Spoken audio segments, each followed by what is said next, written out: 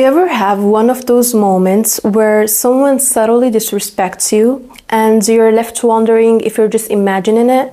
Maybe you're mid-sentence and someone cuts you off and the whole conversation has moved on without you, like you were never speaking at all. Or they throw out one of those jokes that sound harmless, but something about the tone stings. And then there are the moments that are even quieter than that, when you can just feel that people aren't really taking you seriously, no matter what you say or how you say it. And here's the tricky part. Most of us don't know how to respond in those moments in a way that actually shifts the dynamic. Sometimes we get defensive, trying to over-explain ourselves, which ends up making us look like we're desperate for validation. Other times we freeze, not because we've consciously decided to stay calm, but because we don't know what else to do. And when we don't respond with clarity or presence, the message that gets sent is, "This is okay," which means more often than not, it happens again and again. And next time it hits even harder because a pattern has already started to form. We like to believe that respect is automatic, that if we're kind, smart, and thoughtful, people will naturally treat us well.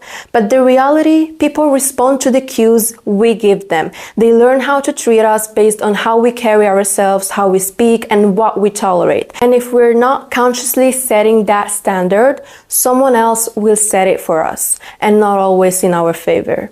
Think about the people you've watched navigate a group. There's always that one person who barely opens their mouth but instantly has everyone's attention. And then there's someone else who might be just as brilliant but keeps getting interrupted or talked over. It's not always about what they're saying, it's about how they're saying it. It's about presence. People are reading us all the time, whether we notice it or not. The way we stand, the way we move, the way we react, it all sends a message. And what we're really doing is teaching people moment by moment how we expect to be treated. So if you've ever found yourself walking away from a conversation feeling invisible, frustrated, or like you somehow lost your power in the room, this video is for you. Because the truth is, you're not stuck in that pattern. You can shift the dynamic, not by being louder or more aggressive, but by changing the tone you set. When you start sending the right signals, when your energy, voice, and presence align, you stop needing to demand respect. People just start giving it to you because they feel it. Before we get into how to handle it, let's ask ourselves one thing first.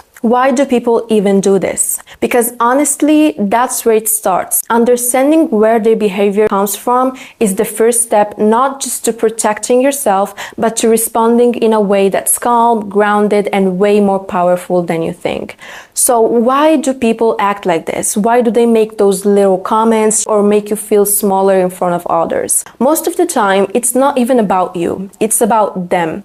Some people do it to gain control. They want to feel bigger, smarter, more confident, so they try to shrink you a little. If they can make you look unsure or uncomfortable, then suddenly they seem stronger in comparison. And here's the wild part. The people who do this the most are usually the ones who are actually the most insecure.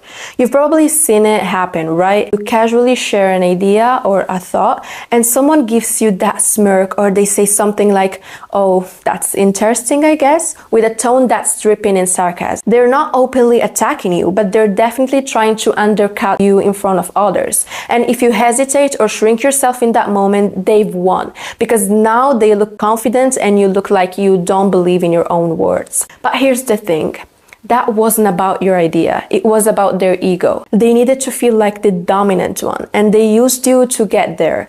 Once you start seeing that clearly, it becomes so much easier not to take it personally. Other times, people do it to control the dynamic in the moment, especially in group settings. Think about a group dinner or a classroom or even a party. Someone wants attention. They want to seem funny or sharp or confident, so they make a little jab at you. Something like, "Oh my God, love that early 2000s outfit. So brave of you to bring it back." And everyone laughs. Not because they don't like you, but because the dynamic shifted and suddenly you became the target. It's like a social shortcut. Instead of standing out for being interesting or kind, they stand out by putting someone else in a weaker position. It gives them the spotlight at your expense. And let's be honest, some people are just mean. There's no deep psychology, no hidden trauma, no grand reason. Some people are just rude, negative, and enjoy making others uncomfortable. You've seen them, the ones who always have something sarcastic to say, who act like pointing out your flaws makes them more intelligent, people who treat being critical like it's a personality trait. But even then, it's usually still about their own unhappiness. Happy people don't walk around trying to humiliate others. Secure people don't need to prove anything. Sometimes we let them. And I say this with all the love in the world because I've been there too. There was a time where it felt like I was always getting talked over. People would interrupt me, ignore what I said, or say little things that made me feel small. And I thought I was just unlucky. I kept thinking, why is this happening to me? Until it finally clicked. Part of it was about how I was showing up. Not because I deserved it, but because without realizing it, I was making it easier for people to treat me that way. And listen, I'm not saying that makes it okay, but once you see it, once you realize the part you're playing in the dynamic, that's when everything changes. Because now you can shift it. You don't need to become aggressive or fake or loud. You just need to stop making it easy for people to put you down. So now, let's get into the real game changer. What are the subtle things you might be doing that lower your value in people's eyes? And how can you shift them to command more respect? So let's say you walk into a room. Maybe it's a classroom, a new job, a social event, even just a casual coffee meet up with new people. You walk in and before you've said anything, people are already creating a whole mental file on you. They're making quick decisions. Is she confident? Is she shy?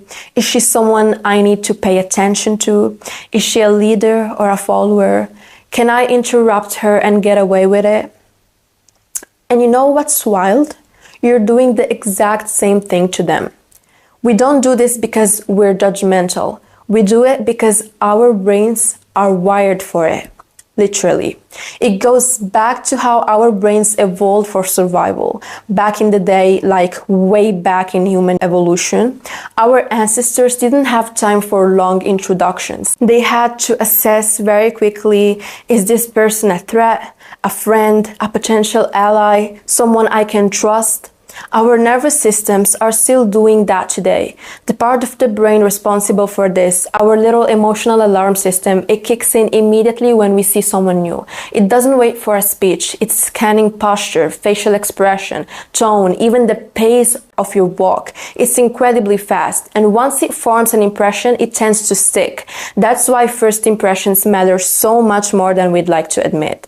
Now, I know we want to believe that people will get to know us, that they'll see our heart, our talent, our good intentions, and sometimes they will. But the truth is, the first few seconds do a lot of heavy lifting, and often they set the tone for how someone treats you. Have you ever walked into a room and just felt like you were invisible? Like no one really noticed you? Or if they did, they didn't take you seriously? That's not just in your head. It's usually because of the subtle cues your body, your tone, your presence are giving off. And again, it's not your fault. It's just that most of us aren't taught to be intentional about how we show up. We're told, just be yourself, or don't worry about what other people think. But honestly, that advice only works when you already feel secure and respected. What if you don't feel that yet?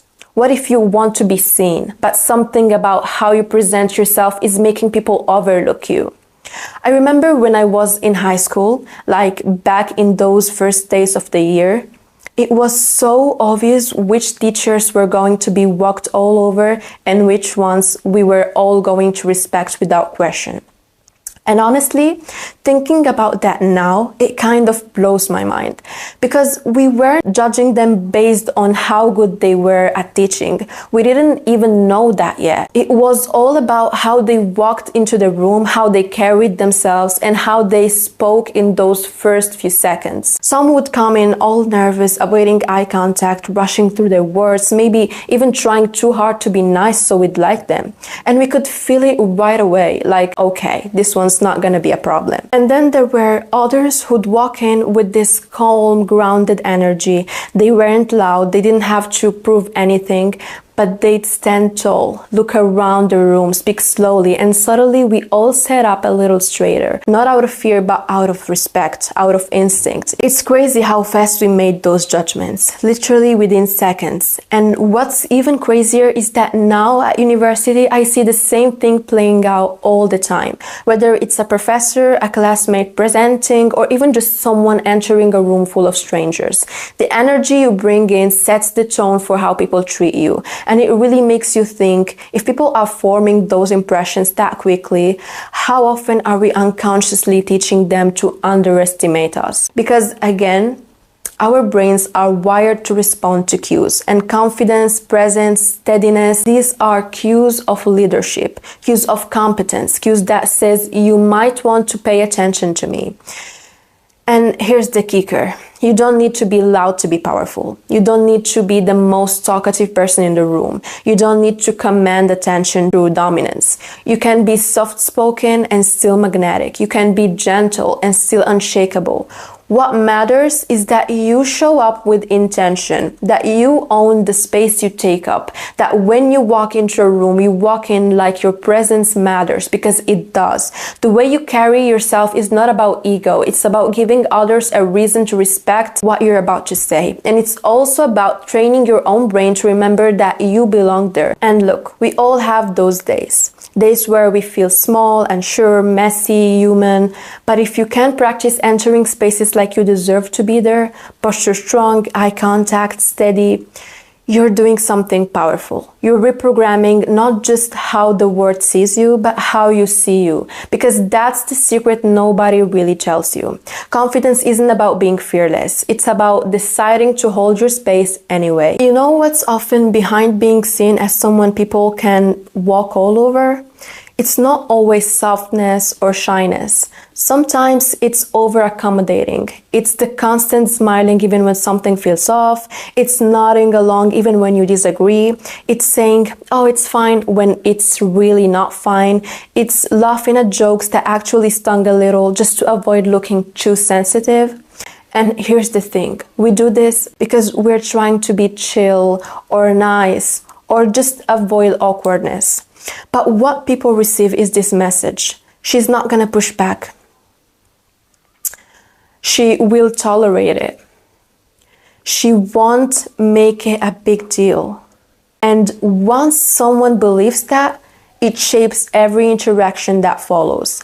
Because respect isn't just about how impressive or smart you are, it's about what you allow. I've seen people with strong personalities get disrespected simply because they were always available, always saying yes, never challenging anything. And I've seen people who barely spoke a word be treated with so much care and consideration because they had boundaries. And those boundaries said, hey, I'm kind, but I'm not here for disrespect.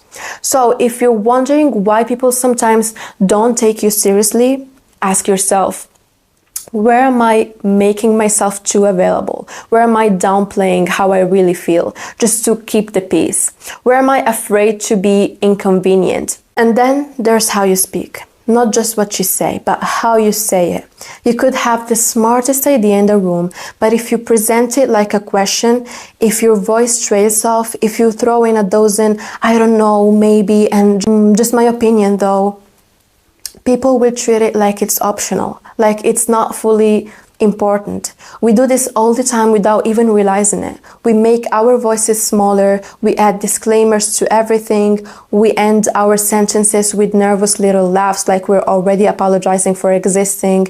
And the thing is, it's not always because we're unsure of what we're saying. It's because we've been conditioned to not sound too confident, to not be too much. But here's the truth. When you constantly present your thoughts like suggestions, people treat them like suggestions. When you say something like, sorry, this might be dumb, but I don't know, maybe it will work. I don't know if this makes sense. You're basically giving people permission to not take you seriously before you've even said the actual point. Now imagine saying the exact same thing, but with a calm tone and a steady pace. Here's how I think we could do this. That's it. No apology, no softness, just clarity. And you don't have to be aggressive. You don't have to take some hyper dominant tone. You just have to stop shrinking your voice. Stop treating your thoughts like they need to be sugar coated just to be heard. Because the more you speak with trust in yourself, the more people start to mirror that. They lean in, they listen, they feel like what you say matters because you treat it like it does. So when you walk into that room, take a second, ground yourself, lift your chin, take up your space, let your energy speak before your words even arrive. And when you do speak, do it like someone who knows her words have weight. You don't owe people a performance, you owe yourself a presence. And once you start moving through the world that way, people won't just listen more. They'll feel the difference, they'll sense it, and they'll start treating you like someone who matters, because you always have. You just need to let them know. Okay, but let's say it's already happened. You've been disrespected, maybe in a subtle way, like a sarcastic joke at your expense, or someone talked over you, mocked something you said, or made you feel small in front of others. You're sitting there with that tight feeling in your chest, that second of confusion where your brain is catching up to what just happened. You know it wasn't right, but now you're stuck in that awkward space of, do I say something? Do I let it go? Am I overreacting? That's the space where most people lose their power. No one teaches us how to hold it in moments like this. So let's talk about how to actually respond when the damage is already done, when the disrespect has already landed. First, here's what you don't do. Don't immediately justify yourself. Don't get frustrated. Don't nervously laugh like it didn't bother you, because if it did, that's valid. What you want to do is pause. Just breathe. Seriously, even just 1 or 2 seconds of silence before you respond shifts everything. It signals presence, it signals control, and more importantly, it gives you space to respond intentionally instead of reacting emotionally. Because the goal here isn't to win the moment, it's to reset the dynamic. So how do you do that? Let's say someone makes a passive-aggressive comment about you in front of others. Something like, wow, didn't see you as the type to say something like that. All eyes are on you. Here's what you do. You meet their energy with calm. Not fake calm, real calm. You stay steady, you keep your tone grounded, and you say something like, interesting comment, I'm not sure what you meant by that. Could you explain? Or simply, did you mean that to be disrespectful? Just checking. You're not raising your voice, you're not attacking back, but you're making it very clear that you saw that you heard it, and you're not the kind of person who lets this slide. The awkward silence that follows, let it sit. Don't rush to fill it. Let them feel the discomfort they created. Because here's the thing, people who get used to putting others down rarely expect pushback, especially if you're the kind of person they've always seen as too nice or too soft. That's exactly why these moments are so powerful, because you're breaking the pattern. You're teaching them and everyone else in the room that you're not an easy target anymore. Another option that works really well is to redirect the conversation without reacting. Let's say someone says something condescending and expects you to laugh it off. Instead, you just go, anyway, back to what I was saying, and you keep talking. You don't acknowledge their attempt to pull focus. You don't reward it with attention. You just move on with your intention. That silence, that shift, it's powerful. It says you're irrelevant to what I'm doing right now. Now, here's the hard part, doing this with consistency, because when you start holding your ground in subtle, respectful ways, people take notice. They may push back at first, they may try to test you, but over time, they learn. They learn not to cross your boundaries because you showed them calmly, repeatedly, and clearly that you take yourself seriously. And eventually they will too. Let's talk about the one thing that makes all the difference, but no one really teaches you. Emotional control. This is what makes the biggest difference between reacting and responding. When someone disrespects you, your nervous system lights up, your heart races, your face gets hot, and your brain wants to do one of two things: fight or freeze. And that's totally normal. But you can't change the dynamic if you let your emotions run the show. Control doesn't mean pretending you're not upset. It means slowing down the reaction just enough so you can choose how to respond instead of letting the moment choose for you. That's power. Being able to take a breath, to hold eye contact and speak calmly while every part of you wants to lash out or disappear. That's next level strength. Because when you stay emotionally steady, it disarms the other person. They don't get the satisfaction of seeing you flustered. You don't give them power. Instead, you show that you're not here to play their game. And that shift alone changes everything. And trust me, people remember how you respond under pressure. That's what builds your reputation. Now, a little reminder for the people pleasers and peacekeepers out there. This doesn't mean you need to walk around correcting everyone or looking for fights. You don't have to turn into someone cold or distant to protect your peace. What you do need is clarity. Clarity about what is and isn't okay with you. Clarity about your self-worth. Clarity about what kind of treatment you will no longer tolerate. And when you carry that clarity into every conversation, every interaction, every room, you don't need to raise your voice to be heard. You don't need to prove your worth to anyone. You become someone people naturally respect because you respect yourself first. So the next time someone tries to test you, tries to undermine you, or tries to make you feel small, pause, breathe, and remind yourself you are not here to make other people feel comfortable. You are not here to laugh along when something hurts just to keep the peace. And you are definitely not here to hand over your power because someone else feels insecure. Hold your energy. Let your voice land. And if they don't like it, that's not your problem. Because once you learn how to protect your dignity without ever raising your voice, that's when your presence becomes unshakable. So the next time someone tries to put you down, whether it's subtle or obvious, remember this: you don't have to fight, prove, or over-explain. You just have to decide how you want to be treated and then embody that. The more you practice this, the more natural it becomes, until eventually you stop having to demand respect because it's already there. So this is all for today. I hope you enjoyed this video. Don't forget to subscribe and see you in the next one. Bye!